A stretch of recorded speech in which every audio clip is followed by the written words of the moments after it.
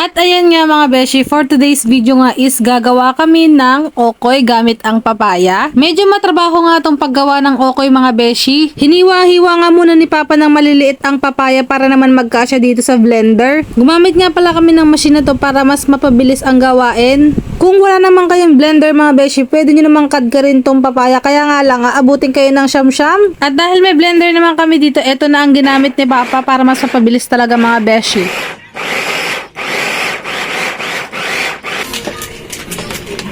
Si Papa nga pala mahilig siya gumawa ng mga okoy. Ayan. Nakaraang vlog namin is gumawa siya ng okoy gamit ang talbos ng kangkong. Kung pipili nga ako, mas gusto ko yung talbos ng kangkong mga beshi. Marami kasing health benefits ang nabibigay ng kangkong kaysa dito sa papaya. Yun lang para sa akin mga beshi. Ayan, 2 beses nga pala niya ginrind kasi medyo malaki yung papaya kaya kinalahati niya. At habang busy ang mama at papa, ito namang baby Kenzo, ginawang laruan tong salaan.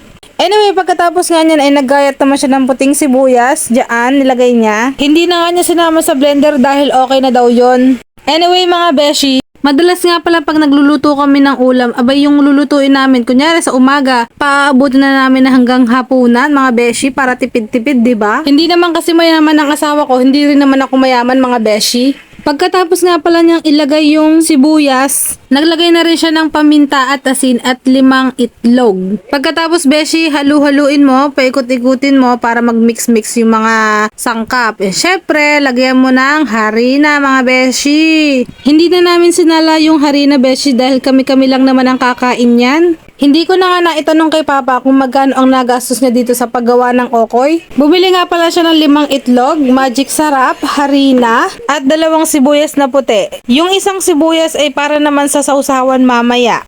At pagkatapos mo nga halu-haluin, beshi, pwede na, ayun na, pwede mo nang pirituhin. Hindi nga pala namin to kalanan mga beshi. Dito nga pala kami nagluto sa kalanan ng tatay ko. Wala kasi sila kaya dyan muna kami nagluto. At kung papanood man to ni tatay, abay alam mo na tayo, dyan kami nagluto ng okoy. Anyway mga beshi, painitin nyo muna itong mantika bago nyo ilagay yung okoy. Kapag ka nga mainit na ang mantika mga beshi, maglagay lang kayo ng 1 kutsara, tsaka nyo i-press. Mas okay nga pala kung mas manipis siya dahil mas crunchy mga beshi. Mukha tuloy siyang burger patty. Anyway, ilagay nyo nga lang sa medium heat ang inyong apoy para maiwasang ma-overcook at masunog. Kapag medyo light brown na nga mga beshi, yan, parang golden brown, ay okay na yan, luto na. At kung gagawa nga kayo nito mga beshi, medyo marami-rami ngang mantika ang uubusin nito. Sa isang malaking papaya nga na ito, 5 itlog at kalahating harina. Kaya medyo marami na din itong magagawa mga beshi. At ayan nga mga beshi ang finished product. At ayan nga medyo marami-rami din ang nagawa ni Papa.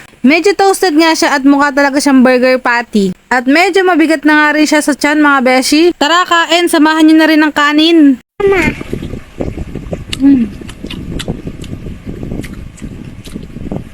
Bukas ng kami dun.